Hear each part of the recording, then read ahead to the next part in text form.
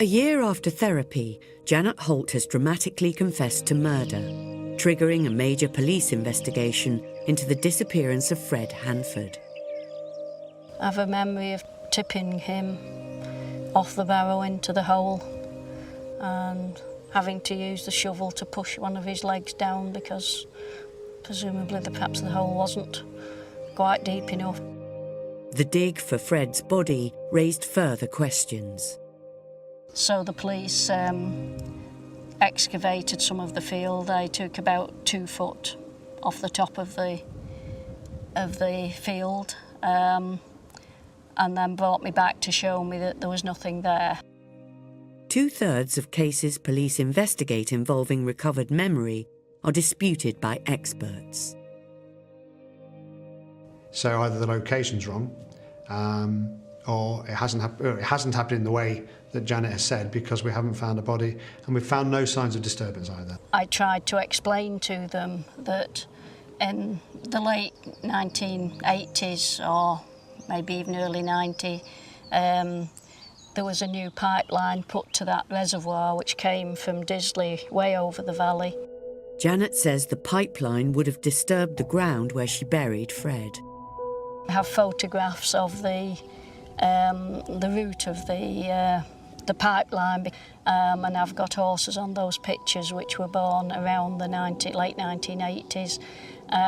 So I know my memory is perfectly correct about that, but I couldn't convince the police. They kept saying I was having, my memory was at fault and that was rubbish, but basically there was no remains there. The pipe is closer to the reservoir and it doesn't go over where she said that she buried Fred. Had there been a disturbance in the soil, the archaeologist would have identified that, and she didn't. Janet was released without charge. It is so frustrating when you feel that people are not even beginning to believe you, and you're left with no way of convincing them, really, other than just keep repeating the truth all the time. But there were some who were perfectly willing to accept Janet's guilt, Fred's family. I think she's a lot to do with it. Either she arranged it and taken where he can't never be found. That's what I think. Well, I think there's only one person who's benefited in all of this. And so, therefore, you know, I've read far too many murder mysteries, watched far too many crime thrillers without actually thinking who benefits, who's benefited, who actually benefited the most from it all, and there's only one person. Who is that person? Well, I think that's Miss Janet Holt. Despite this, the family reject Janet's motive for killing Fred and say he was not capable of committing rape.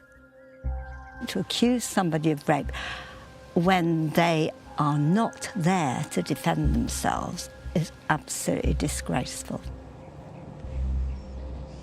And that is what I can't forgive.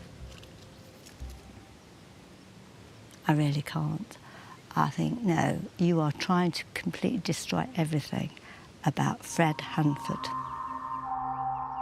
For Lynette, the motive is simple: money.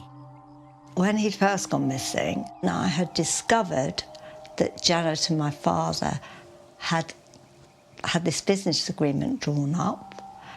In the event of something happening to one of them, the other one would have the farm, the business. And so I did think that maybe she killed him so she could have the business to herself.